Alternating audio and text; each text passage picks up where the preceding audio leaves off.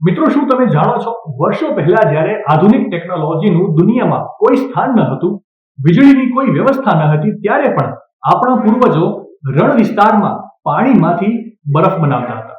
વિચારતા કરી મૂકે એવી બાબત છે ને. પરંતુ મિત્રો, વાસ્તવમાં આ કોઈ જાદુ ન હતું, વિજ્ઞાનની કરામત હતી.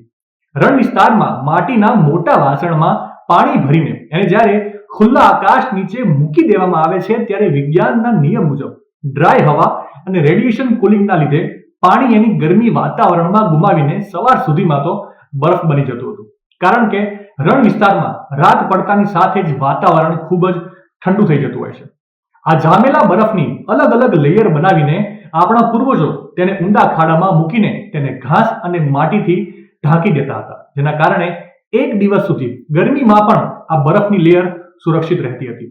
કંઈક આ રીતે વર્ષો પહેલા આપણા પૂર્વજો વિજ્ઞાનનો ઉપયોગ કરીને પાણીમાંથી બરફ બનાવતા હતા.